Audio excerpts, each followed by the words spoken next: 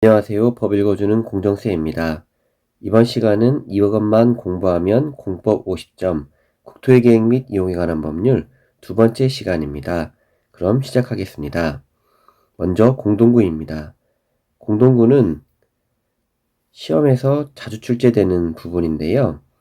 일단 지난 30회에서는 출제되지 않았고 26회, 28회, 그리고 29회 꾸준히 출제되고 있습니다. 지난해 출제되지 않았기 때문에 31회에서는 출제될 확률이 조금 높은 편입니다. 그러면 법을 살펴보겠습니다. 법 제44조 공동구의 설치.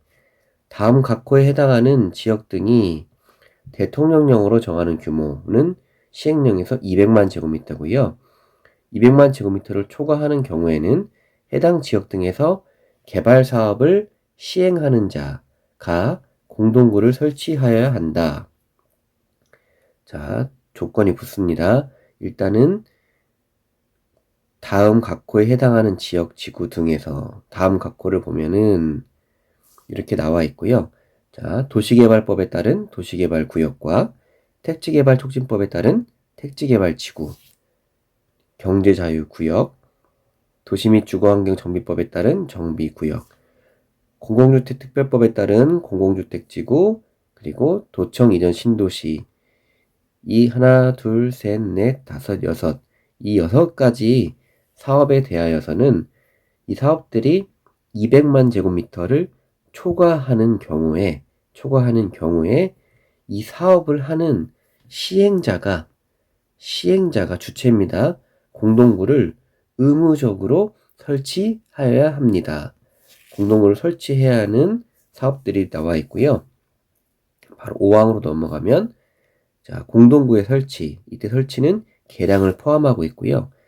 이 설치에 필요한 비용은 자, 누가 부담하느냐? 자, 일단은 시설을 설치하는 사업 시행자가 들어가 있고요. 그리고 그 공동구 안에 들어가는 그 매설물, 지하 매설물들을 설치하는 공동구 점용 예정자가 부담하도록 되어 있습니다. 이 경우 공동구 점용 예정자는 해당 시설을 개별적으로 매설할 때 필요한 비용의 범위에서 자, 대통령령으로 정하는 바에 따라 부담을 하는데요. 일단 총 금액이 있잖아요. 그 총 금액 중에서 자, 3분의 1 이상을 설치공사 착수 전에 납부를 하게 돼 있다는 규정과 그리고 만약에 그 공동구를 설치하는 데 있어서 보조금이 있는 경우에는 보조금을 총 비용에서 공제토록 되어 있습니다. 다음 시행령 제35조의 3 공동구에 수용하여야 하는 시설입니다. 자, 공동구가 위의 사업들에서 설치되는 경우에는 자, 1호부터 6호까지의 시설을 공동구에 수용하여야 하며 자, 전선로, 자, 전기선이죠. 통신, 수도, 그다음에 열수송관, 중수도관, 쓰레기수송관 1호부터 6호까지의 시설을 공동구에 수용하여야 하며 무조건적으로 수용하는 시설들이고 가스관과 하수도관 자, 7호 및 8호의 시설은 자, 수용할 수 있단데 공동구 협의회의 심의를 거쳐서 자, 심의가 필요합니다. 가스관과 하수도관은 수용하기 위해서는 심의가 필요하고 그렇다는 얘기는 이 공동구 안에 매설이 될 수도 있고 안 될 수도 있다는 얘기가 되겠죠. 자, 구분을 하셔야 됩니다. 공동구에 수용해야 할 시설이 있고 수용할 수 있는 시설이 분리되어 있다는 걸 구분하시고요. 자, 법 제44조의 2 공동구의 관리 운영 등입니다. 자, 공동구는 누가 관리하느냐? 자, 지자체죠. 자, 지자체가 관리를 하는데 다만 공동구의 효율적인 관리 운영을 위하여 필요하다고 인정하는 경우에는 자, 그 관리 운영을 위탁할 수 있는데 위탁기관은 지방공사나 지방공단 그리고 한국시설안전공단 등이 있고요. 이런 공동구 관리자는 자, 5년마다 해당 공동구의 안전 및 유지 관리 계획을 수립 시행하여야 하고, 그리고 안전 점검을 매년 1년에 1회 이상 안전 점검을 실시하도록 되어 있습니다. 자, 그리고 앞에서 살펴봤던 공동구 협의회가 나오는데요. 이 공동구 협의회가 심의하는 사항들이 이 수용되는 시설 외에 3가지가 더 있습니다.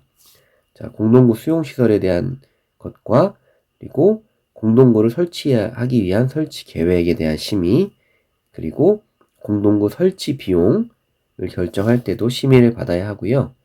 방금 살펴봤던 공동구 안전 및 유지 관리 계획 또한 공동구 협의회의 심의를 거치도록 되어 있습니다. 이 부분은 문제 내기 되게 용이한 부분이죠. 보기가 4개가 있을 때, 5개가 있을 때 4개는 맞고 하나는 틀린 걸 내서 다음 중 공동구 협의회 심의사항이 아닌 것은, 그래서 이 4가지 사항 외에 하나를 더 넣을 수가 있겠죠. 예를 들어서 안전점검 실시 여부에 대한 것을 이런 식으로 할 수 있고요. 자, 다음은 도시군 계획시설 부지 매수 청구에 대한 내용입니다. 아마 이 부분은 26회, 27회, 28회, 29회까지 계속해서 출제가 되고 있었습니다. 다만 30회에서는 이 부지 매수 청구에 대한 내용은 나오지가 않았어요. 그러면 31회에서는 출제 가능성이 매우 높다는 얘기가 되겠죠. 살펴보겠습니다. 1항 도시군 계획시설에 대한 도시군 관리계획. 자, 도시군 계획시설은 도시군 관리계획으로 결정을 합니다. 도시군 관리계획의 결정의 고시일로부터 10년 이내에 그 시설의 설치에 관한 시설 사업이 시행되지 아니하는 경우, 10년이 고시일로부터 10년이 지날 때까지 해당 도시군 계획시설 사업 시행이 되지 않는 경우에 그 도시군 계획시설의 부지로 되어 있는 토지 중에서 지목이 대지인 토지 정해져 있습니다. 여러 토지, 전답, 대지, 임야 이런 여러 가지 토지 중에서 지목이 대지인 토지, 그리고 그 토지에 있는 건축물 및 정착물을 포함하고요. 지목이 대지인 토지의 소유자. 자, 청구의 주체는 그 토지의 소유자입니다. 토지의 소유자가 지자체 장에게 그 토지 매수를 청구할 수 있어요. 왜 청구할까요? 자, 도시군 관리계획 결정이 되면 내가 갖고 있는 땅이 예를 들어서 도시계획 도로에 포함이 된다라고 고시가 되면은 그때부터 내 재산은 여러 제한사항에 걸리게 됩니다. 그래서 10년 동안 내가 각 제한사항에 걸려서 아무것도 그 토지에 대해서 할 수가 없거나 아니면 많은 제약을 받게 되었었어요. 그렇기 때문에 10년 동안 내가 하지 못했기 때문에 그것에 대한 이제는 그러면 너네가 땅을 사줘라 라고 요청을 하는 겁니다. 나 그동안 너네들 때문에 내 땅에 대한 재산권을 제대로 행사하지 못했으니까 지자체 너네들이 사줘 라고 요청을 하는 건데요. 다만 다음 각호 어느 하나에 해당하는 경우에는 매수 의무자, 매수를 청구할 수 있는 대상이 지자체 장이 아닌 매수 의무자가 다른 사람으로 결정이 되는 거예요. 어떤 경우냐면 해당 도시군 계획시설 사업의 시행자가 정해졌다. 우리가 다음 시간에 알아볼 건데요. 이 도시군 계획시설 사업의 시행자가 정하여진 경우는 그 시행자가 매수 의무자가 되고, 그리고 2호에서 이 법 또는 다른 법률에 따라 도시군 계획시설을 설치하거나 관리하여야 할 의무가 있는 자가 있으면 그 의무가 있는 자가 매수 의무자가 됩니다. 그러면 지자체 외에 매수 의무자가 추가로 더 있을 수 있는 경우고요. 2항 매수 의무자는 매수 청구를 받은 토지를 매수할 때에는 현금으로 그 대금을 지급하는 것이 원칙입니다. 원칙이고, 다음 각 후 어느 하나에 해당하는 경우로서, 자, 토지 소유자가 원할 때나 아니면 부재 부동산의 소유자의 토지 또는 비업무용 토지로서 매수 대금이 3천만 원을 초과하여 금액을 지급하는 경우, 둘 중에 하나에 해당하는 경우로서 매수 의무자가 지방자치단체인 경우에만 채권을 발행하여 지급할 수 있습니다. 자, 조건이 붙어요. 토지 소유자가 원하거나 부재 부동산 또는 비업무용 토지인 경우에는 매수대금이 3천만 원을 초과하는 경우 기본 조건이 붙고, 그리고 매수 의무자가 지방자치단체일 때에만 채권을 발행하여 그 대금을 지급할 수 있다 라고 되어 있고요. 사망에서는 그 해당 채권의 상환기간은 10년 이내로 한다라고 되어 있습니다. 자, 계속해서, 자, 그러면 이 매수 의무자는, 자, 토지 소유자로부터 매수 청구를 받은 날로부터, 자, 매수 요청을 받은 날로부터, 자, 6개월 이내에 매수의 여부를 결정해서 그 땅을 사줄 건지 말 건지에 대한 여부를 결정을 해서 토지 소유자와 지자체에게 알려야 하며, 자, 6개월 이내 결정을 했어요. 그리고, 자, 내가 그럼 땅을 사주겠다라고 결정한 토지는 그 결정을 알린 날로부터 2년 이내에 매수하도록 되어 있습니다. 매수를 하도록 되어 있고요.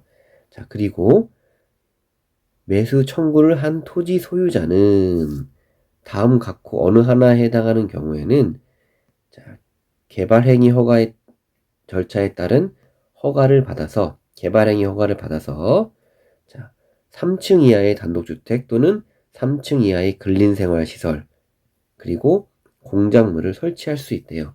자, 어느 경우냐면, 자, 제6항에 따라 매수하지 아니하기로 결정한 경우, 토지 소유자가 매수 의무자에게 매수 청구를 했는데 6개월 이내에 매수 여부를 결정해서 통지를 받잖아요. 그때 매수 의무자가 나 땅 안 사줄 거야 라고 말한 경우나, 그리고 두 번째는, 자, 땅을 사줄게 라고 알렸는데 2년 이내에 매수 의무자가 매수를 하라고 되어 있었는데 그 2년이 지날 때까지 해당 토지를 매수하지 않는 경우에, 이 두 가지 경우에는 개발행위 허가 절차를 받아서 3층 이하의 단독주택, 근린생활시설의 건축물과 또는 공작물을 설치할 수 있습니다. 자, 그러면 앞에서 살펴봤던 이 도시군 계획시설의 결정의 실효에 대해서 알아보면 법 제48조입니다. 도시군 계획시설 결정의 실효이랑 도시군 계획시설 결정이 고시된 도시군 계획시설에 대하여 그 고시일로부터, 이번에 20년이에요. 매수 청구가 발생하는 거는 10년이고 이 실효가 발생하는 거는 20년입니다. 20년이 지날 때까지 그 도시군 계획시설 사업이 시행되지 아니하는 경우는 20년이 되는 다음 날에 그 효력을 잃습니다. 효력을 잃고요. 사망. 자, 지자체장이 도시군 계획시설 결정이 고시된 도시군 계획시설을 설치할 필요성이 없어진 경우. 자, 결정을 했는데 시간이 지나니까 다시 생각해보니까 이 시설은 설치할 필요가 없는 것 같아요. 이런 경우나, 아니면 고시일로부터, 자, 10년이 지날 때까지, 자, 이때는 매수 청구권이 발생하는 시기입니다. 토지 소유자의. 자, 이때까지 사업이 시행되지 아니하는 경우에는, 자, 지자체장도 가만히 있지 않는 거예요. 자, 그 가만히 있지 않는다는 거는 그 현황과, 그리고 다음 시간에 살펴볼 단계별 집행계획을 해당 지방의회에 보고하도록 되어 있습니다. 그리고 이건 한 번으로 끝나는 것이 아니고, 자, 계속 시행이 되지 않는다면 2년마다 그 상황을 보고를 해야 되고요. 이 사망에 따라서 보고를 받은 지방의회는 보고받고 끝나는 것이 아니라, 자, 이 보고받은 날로부터 90일 이내에, 자, 해당 지자체의 지자체장에게 자, 이 시설 결정의 해제를 권고할 수 있습니다. 만약에 해제를 하라고 명을 한다고 하면 굳이 2년마다 보고할 필요가 없겠죠. 2년마다 보고가 된다는 것은 자, 해제하라고 얘기를 했는데 그걸 꼭 지키지 않을 수도 있다는 얘기가 되겠죠. 자, 살펴볼게요. 자, 이렇게 도시군 계획시설 결정의 해제를 권고받은 지자체는 특별한 사유가 없으면 자, 이제 해제를 위한 도시군 관리 계획을 결정하거나 아니면 도지사에게 그 결정을 신청해야 하고 도지사도 해제를 위한 도시군 관리 계획을 결정을 하는데요. 자, 그러면 이 결정하는 데까지 걸리는 기간 1년 이내예요.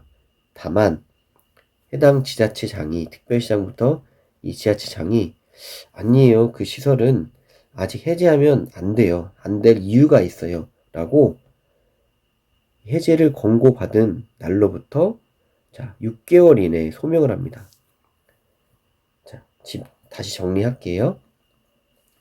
자, 매수 청구권이 발생하는 10년이 되었어요. 10년이 되면 토지 소유자는 매수 청구를 할 수 있고, 자, 매수 청구 외에 그런 토지 등에 대하여서는 지자체에서 해당 지방의회에 보고를 합니다. 현황과 단계별 집행 계획을. 그리고 그 보고를 받은 지방의회는 내용을 살펴보고 90일 이내에 해제를 권고하게 되고요. 해제를 권고받은 지자체는 그 권고받은 날로부터 1년 이내에 해제를 위한 도시군 관리계획 결정을 하거나 아니면 6개월 이내에 소명을 해서 자, 해제를 못하겠습니다라고 소명을 하면 됩니다. 이런 절차가 있다는 거 알아두시고요. 다음은 결정의 해제 신청입니다. 자, 살펴볼게요. 법 제48조 1항이고요. 도시군 계획시설 결정의 고실로부터 여기도 10년이네요. 자, 10년 매수 청구권 나왔고 그리고 지방의회에 해제 권고 10년이었어요. 자, 도시군 계획시설 설치에 관한 이 사업이 시행되지 아니한 경우로서 조건 하나가 붙고 두 번째 조건은 단계별 집행 계획상에 해당 도시군 계획시설의 실효 시까지 아까 실효는 20년이었죠. 20년까지 자, 실효 시까지 집행 계획이 없는 경우 자, 집행 계획도 수립되지 않았어요. 그러면 자, 토지 소유자가 관리계획 이반권자에게 자, 직접 하는 겁니다. 이제 그러면 차라리 해제를 시켜주세요. 자, 매수 청구는 내 땅을 사주세요인 거고 이 해제 신청은 자, 이 군관리계획 중 내 땅에 이 포함된 도로를 자, 이 도로 시설 결정을 해제를 시켜주세요. 전 땅 내 땅 잘 쓰고 싶어요라고 이반을 신청을 하는 거고요. 자, 그러면 그 신청을 받은 이반권자는 자, 그 신청을 받은 날로부터 얼마 이내 3개월 이내에 이반 여부를 결정을 해서 토지 소유자에게 알려줘야 됩니다. 그리고 특별한 사유가 없으면 자, 이반을 하도록 되어 있어요. 그 특별한 사유라는 것은 자, 해당 도시군 계획시설에 대한 실시계획 인가가 났거나 아니면 보상계획 공고 등 즉 사업이 진행될 것 같으면 진행되는 절차를 밟고 있다면 자, 이반 그런 경우를 제외하고는 토지 소유자가 신청한 대로 이반을 해야 되고요. 만약에 신청을 했는데 이 도시군 관리계획 이반권자가 이반을 하지 않았어요. 이반을 하지 않았으면 이번엔 더 윗사람한테 얘기를 하는 거죠. 결정권자에게 해제를 신청합니다. 자, 앞에서는 자, 도시군 관리 계획에 이반해 주세요. 해제를 위한 도시군 관리 결정을 이반해 주세요라고 이반권자에게 요청을 했는데 안 들어줬다고 하면 이번엔 결정권자에게 직접 해제를 신청합니다. 해제 신청을 이때는 자, 처음에 이반을 요청했을 때 3개월이었어요. 한 번 더 거쳤으니까 2개월이 되네. 줄어들었어요. 2개월 이내에 결정 여부를 정하여서 토지 소유자에게 알려야 되고 특별한 사유가 없으면 그 시설 결정을 해지하도록 되어 있습니다. 자, 이렇게 결정권자에게 직접 신청을 했는데, 자, 이제 결정권자도 해제를 하지 않았어요. 그럼 토지 소유자가 더 화가 나겠죠. 그러면 자, 지자체 이제 결정권자도 해제를 해주지 않았으니까, 그러면 최상위 기관인 국토교통부 장관에게 해제 심사를 신청을 합니다. 해제 심사를 신청을 하면 이 신청을 받은 장관은 자, 중앙도시계획위원회 심의를 거쳐서 결정권자에게 해제를 권고를 하는 거죠. 다시 자, 너네들 해제하는 게 좋겠어 라고 권고를 하면 결정권자가 그때 해제를 하도록 되어 있습니다. 해제 절차까지 알아봤고요. 다음은 지구단위 계획 또는 지구단위 계획 구역에 관한 내용입니다. 지구단위 계획도 시험에서 자주 출제되는 부분이죠. 살펴보겠습니다. 법 제51조 지구단위 계획 구역의 지정입니다. 자, 구역의 지정이에요. 2항 장관, 시도지사, 시장 또는 군수는 다음 각호 어느 하나에 해당하는 지역은 지구단위계획 구역으로 지정하여야 한다. 도시공관리계획 내용 중 하나인 지구단위계획 또는 지구단위계획 구역, 그 중에서 지구단위계획 구역을 자, 이 다음에 해당하는 지역에 대해서는 지정을 무조건 하라고 돼 있어요. 자, 어느 지역이냐? 정비구역, 도시정비법에 따른 정비구역과 택지개발촉진법에 따른 택지개발지구에서 이 사업이 시행이 됐고 이 사업이 끝난 후에 10년이 지난 지역은 지구단위계획구역으로 무조건 지정을 해라. 그리고 자, 면적이 30만 제곱미터 이상인 경우로서 시가와 조정구역이나 공원에서 해제되는 지역 또는 자, 녹지지역에서 자, 도시지역의 용도지역 중 보존 성격이 가장 강한 녹지지역에서 그 외 용도지역으로 바뀐 경우, 주거, 상업, 공업지역으로 변경되는 경우, 면적은 30만 제곱미터 이상이면서 크게 이 두 가지 경우에는 무조건 지구단위계획구역으로 지정을 하여야 되는데, 다만 그 해당 지역에 이미 토지 이용과 건축에 관한 계획이 수립되어 있다면 지구단위계획구역으로 지정할 필요가 없다. 지구단위계획의 내용은 대부분 건축에 관한 사항입니다. 이렇게 토지 이용과 건축에 관한 사항이 이미 이미 돼 있다면 여기에 해당되더라도 지구단위계획구역으로 별도로 지정하지 않아도 된다는 내용이 있고요. 계속해서 자, 이렇게 도시지역 내에서도 지구단위계획을 지정하지만 도시지역 외의 지역, 즉 관리지역, 농림지역, 자연환경 보존지역에서도 지구단위계획구역을 지정할 수 있다. 그러면 이 도시지역 외의 지역에서 지구단위계획구역으로 지정하려는 경우는 어떤 경우인지 살펴보면, 자, 첫 번째, 자, 도시지역 외의 용도지역에서 전부 다 되는 것이 아니고, 자, 먼저 계획관리지역이 나왔습니다. 자, 도시지역과 가장 성격이 유사한 관리지역 중 그 중에서도 가장 도시지역에 가까운 계획관리지역인데 지정하려는 구역 면적의 100분의 50, 즉 절반 이상이 계획관리지역으로서, 자, 계획관리지역으로서 시행령에서 더 살펴보면 이 계획관리지역 외에 다른 용도지역이 생산관리지역이나 보존관리지역이어야 한다. 자, 어떤 지구단위계획구역으로 지정하는 구역이 있는데 이 중에서 절반은 계획관리지역, 절반 이상이 계획관리지역이어야 되고 나머지 50% 미만은 생산관리나 보존관리지역이어야 한다. 그런데 자, 보존관리지역이 무조건 되는 것이 아니고 생산관리지역은 조건이 따로 안 붙고 보존관리지역은 조건이 붙어요. 이 전체 지구단위계획구역 면적이 10만 제곱미터를 기준으로 해서 초과냐 이하인 경우로 해서 이 보존관리지역 면적이 10% 이내, 20% 이내 이렇게 구분이 됩니다. 그리고 자, 계획관리지역으로서 그 지정하고자 하는 지역에 아파트 또는 연립주택 건설 계획이 포함되어 있는 경우에는, 즉 주거 부분이 들어가 있는 경우에는 해당 지구단위의 구역의 면적은 총 30만 제곱미터 이상이 되어야 된다. 아파트나 연립주택 계획이 포함되어 있지 않은 경우에는 면적 제한이 없었죠. 계획관리지역만 50% 이상 포함하고만 있으면 됐는데, 이 아파트 또는 연립주택 건설 계획이 포함되어 있는 경우는 30만 제곱미터 이상으로만 해야 된다. 다만 이 경우에는 또 10만 제곱미터 이상만 지키면 된대요. 어떤 경우냐?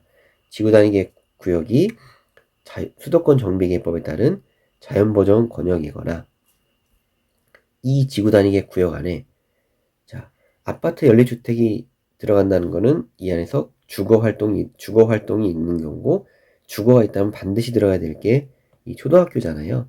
근린주거 안에 들어갈 게 초등학교인데, 이 초등학교 용지가 확보가 돼 있거나 아니면 인근에 있는 학교에 수용이 가능하다라는 걸 교육청에서 동의를 얻는 경우에는 10만 제곱미터 이상으로 그 조건을 완화해서 지구단위 구역을 지정할 수 있다. 되고요. 3호와 4호는 일반적인 내용입니다. 자, 그리고 1호에서는 계획관리지역, 그리고 2호.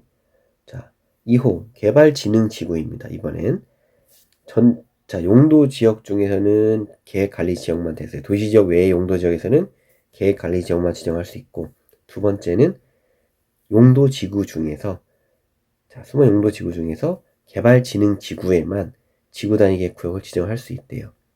그런데 요건이 무엇이냐? 제1항의 2호부터 4호까지 요건. 우리 앞장에 살펴봤던, 죄송합니다. 이 요건이 기본적으로 해당이 된 개발진흥지구인데 이 요건에 해당이 되거나, 아니면 개발진흥지구는 주거, 복합, 특정, 산업유통, 관광휴양 이 5가지로 나눠지잖아요. 그런데 이 개발진흥지구들이 계획관리지역, 그리고 생산관리 농림지역, 그리고 관광휴양 같은 경우는 도시지역 외의 지역, 이 용도지역들에 위치할 때에만 개발진흥지구도 지구단위 구역으로 지정할 수 있다. 이렇게 조건이 붙습니다. 그러면 이러한 지구단위 계획 구역의 내용이 무엇인지 살펴보도록 하겠습니다. 1항 지구단위 계획 구역의 지정 목적을 이루기 위하여 지구단위 계획 구역에는 다음 각 호의 사항 중 제2호와 4호의 사항을 포함한 둘 이상의 사항이 포함되어야 한다. 지구단위 계획 구역 안에 지구단위 계획을 수립할 때 이런 내용들이 들어가는데, 그 중에서 필수적으로 들어가는 것이 이 2가지입니다. 2가지가 무엇이냐면 기반시설의 배치와 규모 부분이고요. 그리고 앞서 말씀드렸다시피 지구단위 계획은 건축물에 대한 제한사항이 대부분이에요. 그렇기 때문에 건축물의 용도 제한이라든지 건폐율 또는 용적률, 높이의 최고 또는 최저 한도, 이것들이 다 이 건축물에 대한 제한사항들이거든요. 이 2가지 사항들을 무조건 포함하고 있어야 된다. 다른 것들은 포함이 돼도 되고 안 돼도 되는 것들인데 이 2가지 사항은 무조건 포함이 되어야 된다 라는 걸 알고 계시고요. 바로 시행령 넘어갑니다. 시행령 제46조. 도시지역 내에, 우리가 도시지역 내와 도시지역 외에 지구단위 구역을 지정을 하는데, 도시지역 내에 지구단위 구역을 지정을 할 때 건폐율 등의 완화를 시켜주는 내용이 있대요. 일반적으로 지구단위 계획 자체는 제한, 즉 완화가 아닌 어떤 행위들을 강화하는데 특별하게 다음에 나온 내용들을 대해서는 완화를 시켜주겠다. 살펴보죠. 1항 지구단위 계획 구역에서 건축물을 건축하려는 자가 그 대지의 일부를 공공시설을 설치할 수 있게 부지로 제공을 하거나 아니면 직접 그 건축하는 자가 공공시설을 설치를 해서 제공을 합니다. 지자체한테. 그 경우에는 그 건축물에 대하여 건폐율, 용적률, 높이 제한 이 세 가지 항목 모두를 완화하여 적용시켜 줍니다. 공공시설인 경우에는 건폐율, 용적률, 높이 제한을 완화시켜 준다. 다만 여긴 퍼센테이지 일단은 제한이 없어요. 세 번째. 3항 지구단위계 구역에서 건축물을 건축하고자 하는 자가 일정 면적 이상의 건축물을 할 때는 우리 공개공지 또는 공개공간을 설치를 하는데 그 의무 면적 있죠. 그 의무 면적을 초과했대요. 이 초과하는 경우에는 이번에는 두 가지를 완화받습니다. 건폐율은 빠졌고 용적률과 높이 제한을 완화해서 적용을 할 수 있고요. 그리고 이 6항은 시험에 출제가 이미 됐던 부분입니다. 2번이나 나왔죠. 이 지적 목적이 한옥마을을 보존하고자 하거나 그리고 또는 차 없는 거리를 조성하고자 하는 경우, 마지막 차량 진입 구간을 지정한 경우에는 이 주차장 설치 기준을 100%까지 완화하여 적용할 수 있다. 일정 면적당 얼마, 몇 대의 주차 공간을 확보하여야 하는데, 예를 들어서 예입니다. 100평 건축물을 건축할 때는 무조건 주차 면수 한 대를 확보를 해야 된다. 인데 이것을 완화시켜주는 거예요. 2배. 즉 200평까지 한 대. 이런 식으로 주차장 설치 기준만 완화를 시켜줍니다. 7항 다음 각호의 하나에 해당하는 경우 1에 해당하는 경우 지구단위 계획구역으로 당해 용도 지역에 적용되는 이번에는 용적률의 120% 이내에서 완화시켜줄 수 있다. 도시지역의 개발진흥지구 앞에 살펴봤던 개발진흥지구의 지구단위 계획구역을 지정을 하면 그 용도지역의 120%까지 완화를 해주고요. 다음 항목에 해당하는 경우로서 공동개발을 할 때 어떤 경우냐면 두 필지 이상의 토지에 하나의 건축물을 건축하거나 또는 합벽 건축, 벽에 합벽 건축을 할 수 있게 돼 있거나 또는 주차장, 보행자, 통로 등을 공동으로 사용하도록 되어 있어 두 필지 이상의 토지에 건축물을 동시에 건축할 필요가 있는 경우, 이런 경우에 공동 개발을 하는 경우에는 용적률의 120%까지 완화시켜 준다. 그리고 개발진흥지구가 하나 더 있어요. 앞에서 사실 적었으면 더 좋았을 뻔했는데, 개발진흥지구는 용적률의 120%까지 완화를 시켜주는데 추가로 건축물 높이까지 120% 완화 받을 수 있다. 있고요. 9항. 이렇게 앞에서 이 완화 적용을 받는데 그 중에서 공공시설의 부지 제공이거나 공개공지 설치 그리고 개발진흥지구 공동개발에 관한 사항, 이 사항들은 다음의 경우에는 적용하지 아니한대요. 완화 적용이 있지만 완화시켜주지 않는다. 어떤 경우냐면 개발제한구역, 시가와 조정구역, 녹지지역 또는 공원에서 해제되는 구역과 그간의 개발이 매우 제한되어 있던 지역들이죠. 이 지역에서 해제가 됐으니까 이미 기본적으로 모든 조건이 완화가 됩니다. 기본 조건이 완화가 되기 때문에 더 이상 완화를 주지 않겠다는 거죠. 그리고 새로이 도시지역으로 편입되는 구역 중에서 도시지역이 아닌 지역에서 도시지역으로 바뀔 때 이때 계획적인 개발 또는 관리가 필요한 지역인 경우와 기존의 용도지역 또는 용도지구가 당초보다 더 높은 용도지역 또는 용도지구로 변경될 때 이럴 때는 완화가 붙지 않는다. 그리고 이 앞에서 살펴봤던 우리 건폐율과 완화된 용적률 완화되어 적용되는 건폐율과 용적률은 자, 아무리 뭐 120%를 준다고 해도 자, 우리가 첫 번째 같은 경우 아예 제한이 없었잖아요. 두 번째도 제한이 없었고, 물론 여기서는 제한이 있었지만 1항과 3항 같은 경우는 아예 제한이 없었고, 자, 어쨌든 자, 해당 우리가 용도 지역과 용도 지구의 뭐 기본적으로 법률이라든지 조례를 통하여서 자, 정해진 용적률의 건폐율의 150% 그리고 용적률의 200%까지 최고 한도를 다시 주는 겁니다. 이렇게 도시 지역 내 완화 적용까지 살펴봤고요. 그렇다면 이번엔 도시 지역 외입니다. 도시 지역 외의 지구 단위 계획 구역에서 완화 적용인데요. 자, 도시 지역 외의 지구 단위 계획 구역에서 지구 단위 계획으로 자, 특히 이 개발지능지구에 자, 이 개발지능지구를 지정할 때 지구 단위 구역 지정할 때 도시 지역에 지정하는 경우와 도시 지역 외 지역에 할 때가 있는데 도시 지역 외로 나가면 자, 건폐율은 150%, 용적률은 200%까지 올라갑니다. 완화되는 내용이.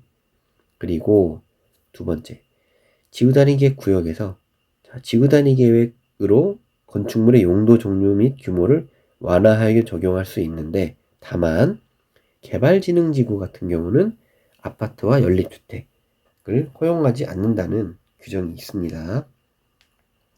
자, 그럼 이 내용을 한 번에 다시 싹 정리를 해볼게요. 자, 도시지역 내와 도시지역 외에 완화 적용되는 게 있었고 완화시켜주는 것은 기본적으로 건폐율, 용적률, 높이 제한이 있습니다. 자, 도시지역 내에서 자, 공공시설은 이 부지를 제공하거나 설치하여 제공할 때는 건폐율, 용적률, 높이 제한 모두를 완화받고요. 다만 150% 상한 한도가 있죠. 그리고 공개 공지 같은 경우는 건폐율을 제외한 용적률과 높이 제한을 완화받을 수 있고 여기까지는 150%가 되겠고 자 앞에서 뭐 합벽 건축을 한다든지 이렇게 공동 개발하는 경우가 있었잖아요. 이때는 용적률만 120% 그리고 개발지능지구 같은 경우에는 용적률과 높이 제한을 120% 완화받습니다. 자, 그러면 도시지역 외 같은 경우 자, 개발지능지구가 조금 달라요. 도시지역 내는 용적률과 높이 제한에 대해서 120%, 도시지역 외 지역에서는 한 칸 올라갔네요. 건폐율과 용적률, 그리고 퍼센테이지도 올라갔습니다. 이런 차이가 있고요. 그리고 추가적으로 도시지역 내에서 한옥마을 조성이나 차 없는 거리, 차량 진입 구간을 설치했을 경우 자, 이 주차장 설치 기준을 100% 완화하여 적용한다. 내용까지 알아봤습니다. 자, 다음은 매회 시험에서 출제되고 있는 용도지역 안에서의 건폐율과 용적률입니다. 용도지역 안에서의 건폐율과 용적률은 예전 시험에서는 이 수치를 물어봤는데 최근 5년간에서는 자, 비교해서 뭐 높은 순에서 낮은 순으로 한다든지 대부분 이런 시험 문제들이 출제되고 있고요. 그리고 26회부터 건폐율과 용적률이 번갈아 가면서 나오고 있고 이 통계가 이어진다면 31회에서는 용적률이 나올 차례입니다. 용적률이 나올 차례이고 사실 단순하게 용도지역끼리 비교하거나 아니면 밑에 있는 내용끼리 비교하는 것은 단순했고 용도지역과 용도지역 외의 것들을 합쳐서 비교하는 건 아직 안 나왔어요. 그래서 좀 그 부분에 초점을 맞춰서 보시면 될 것 같고 사실 숫자로 외우는 거는 물론 뭐 외우는 것이 쉬우신 분들은 할 수 있지만 약간 내용 어렵기도 하고 좀 비효율적이기도 합니다. 차라리 이 눈의 색깔을 외우는 것이 더 익숙한 방법이 될 수 있고요.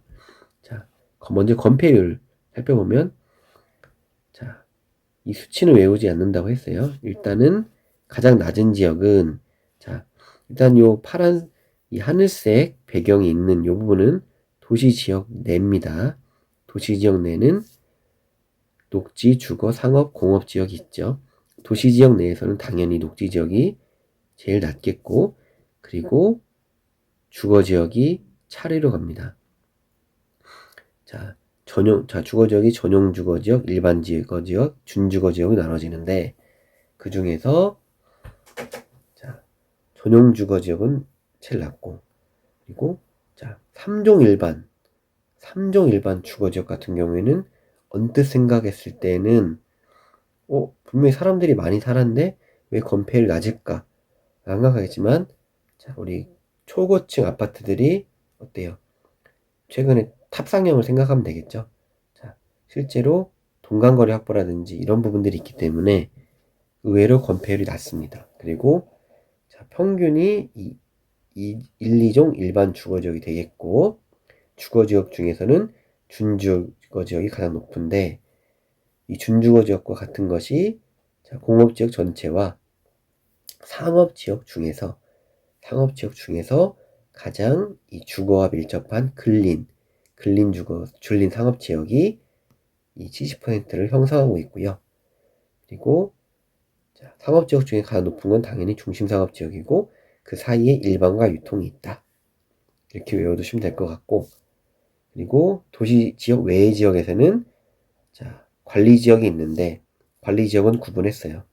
도시지역에 가장 가까운 계획관리지역만 한 칸을 옮겨줬고 나머지는 다 최하인 녹지지역과 같이 묶어놨습니다. 용도지역은 이렇게 봤고, 자, 용도지역 외의 지역 같은 경우는 자, 개발진흥지구와 수산자원부역이 제일 낮고, 자, 자연공원, 일반적인 주거와 같은 형태, 그리고 사람들이 많이 모여 사는 취락지구와 농공단지, 산업단지 중에서 농공단지 있는데요. 자, 좀 특별하게, 산업단지는 사실은 공업지역이에요. 공업지역인데, 산업단지로 가게 되면, 이 일반 공업지역보다 한 건폐율이 10%더 높아집니다. 이런 특이점이 있네요. 표 외워두시고요. 자, 그러면 출제 가능성이 높은 용적률을 살펴볼게요. 자, 앞에 살펴본 건폐율과 좀 비슷하지만 뭔가 조금 더 분산돼 있어요. 먼저 도시지역 살펴보면, 자, 녹지지역이 일단 분리되어 있습니다. 녹지지역 중에서 가장 보존 성격이 강한 보존 녹지지역은 맨 아래에 있지만, 자, 생산 녹지와 자연 녹지가 한 칸 올라왔어요. 한 칸 올라왔고, 자, 전용 주거지역을 분산시켰어요. 전용 주거지역을 분산시켜서, 자, 우리 단독주택 중심의 전용 주거지역은 자, 함께 녹지지역과 묶어놨고, 차례로 갑니다. 1, 2, 3. 이번엔 특별하게 3종 일반 주거지역이 건폐율에서는 앞칸에 있었는데, 자, 이 용적률 할 때는 올라갔어요. 자, 왜냐면 고밀도니까 반대로 준주거지역 바로 밑에까지 올라갔고, 자, 마찬가지로 자, 공업지역이 주거지역과 걸쳐 있는데 공업지역도 분리가 됩니다. 공업지역 중에서 자, 전용공업지역, 가장 말 그대로 순수 공장만 있는 전용공업지역이 일반 주거지역과 같고, 자, 그리고 이후에 300% 이상은 쪼개져요. 자, 그 중에서 자, 공업지역이 제일 낮은데 이 쪼개지면서 일반 준공업으로 올라가고, 그리고 준주거지역이 500% 이상, 그 위에 자, 상업지역이 아래부터 순서대로 근린, 유통, 일반 중심으로 간다. 건폐율과 약간 다르고요. 자, 그리고 이거는 같습니다. 관리 지역 중에서 계획관리와 그 외 지역들을 쪼개놨고, 자, 아까 이 용도지역 외에서는 자, 개발진흥지구와 수산자원부역이 같이 붙어 있었는데 흩어놨어요. 흩어놨고, 자연공원도 그러니까 제1종 일반 주거지역과 제2종 일반 주거지역 쪽에 붙어 있었는데, 얘도 아래로 내려왔어요. 용적률이다 보니까. 자, 용적률은 면적인, 자, 약간 밀도 개념이죠. 밀도 개념이다 보니까 낮췄고, 자, 산단은 이제 빠져 있고, 그 중에서 농공단지만 아래로 내려와 있습니다. 그래서 단순하게 뭐 용도 지역끼리 비교를 할 수도 있고, 아니면 묶어서 뭐 다음 중 최대 허용 용적률이 다른 것은 해서 뭐 예를 들어서 제2종 일반 전용 주거 지역과 계획관리 지역과 개발진흥지구와 생산녹지 지역 묶어놓고 뭐 맞냐 틀리냐 이렇게 물어볼 수도 있고요. 이런 식으로 용적률은 조금 표로 외우시는 게 더 도움이 될 것 같습니다. 자, 다음은 용도지역 미지정, 미세분에 대한 내용입니다. 법 제79조. 용도지역 미지정 또는 미세분 지역에서의 행위 제한. 바로 살펴보죠. 1항. 도시지역, 관리지역, 농림지역 또는 자연환경보전지역, 즉 용도지역이죠. 용도지역으로 지정되지 아니한 지역에 대해서는 자, 용도지역을 지정하지 않았다. 용도지역을 지정하지 아니한 지역에서는 자, 그러면 이제 행위 제한 같은 게 있을 때 기준이 있어야 되는데 자, 건축 제한이나 건폐율 용적률을 어떻게 적용시켜야 됩니까? 라고 했을 때는 가장 낮은 지역인 자연환경보전지역에 관한 규정을 적용합니다. 용도지역이 미지정됐을 땐. 그리고 두 번째, 용도지역 중에서 도시지역과 관리지역 같은 경우에는 용도지역이 세분화될 수 있잖아요. 세분화돼야 되는데 세분되지 않았어요. 도시지역과 관리지역까지만 돼 있고 세분되지 않았을 때는 자, 도시지역인 경우에서는 자, 도시지역 중에서 가장 낮은 용도지역이 주상공록 녹지 중에서 가장 낮은 보전 녹지에 관한 녹지지역에 관한 규정을 적용하고 자, 그리고 도시지역 외 지역인 관리지역에서는 계획관리, 생산관리, 보전관리 중에서 가장 보전 성격이 강한 보전관리지역의 규정을 적용한다. 가장 낮은 규정을 적용한다. 내용입니다. 그리고 둘 이상의 지역에 걸치는 경우 둘 이상의 용도지역, 용도지구, 용도구역에 걸치는 대지에 대한 적용 기준은 일단 원칙 같은 경우는 법에 산식이 나와 있어요. 자, 뭐 걸치는 부분이 얼마 사실 이렇게 계산 문제 나오면 패스하시죠. 이거를 외우기보다는 아마 출제되더라도 자, 이런 기본 원칙이 있지만 자, 그 건축물이 고도지구에 걸쳐 있을 때는 자, 이 전부에 대해서 고도지구를 따른다. 그리고 자, 방화지구에 걸쳐 있을 때도 이 전부에 대해서 방화지구의 규정을 따른다. 분명히 위에서는 쪼개서 따른다고 되어 있지만 고도지구와 방화지구에 대해서는 각 이 용도지구에서 정하고 있는 사항대로 따르도록 되어 있고 다만 방화지구 같은 경우에는 경계가 방화벽으로 확실히 구분되어 있다면 이때만 분리해준다 라는 내용이 되어 있고요. 그리고 용도지역 중에서 녹지지역이 다른 용도지역 지구, 용도구역과 걸칠 때에는 1항에도 불구하고 1항에서는 면적 계산 막 해가지고 비율대로 했었다는 건데 불구하고 각각 그냥 자, 녹지지역은 녹지지역은 각 해당 용도 지역이나 지구 등에 관한 규정을 적용한다. 다만 자, 위에서 봤던 이 녹지지역 안에 건축물이 고도지구나 방화지구에 걸쳐 있다면 단서 조항을 따른다. 고도지구나 방화지구에 대한 규정을 적용한다. 이런 내용이 되겠습니다.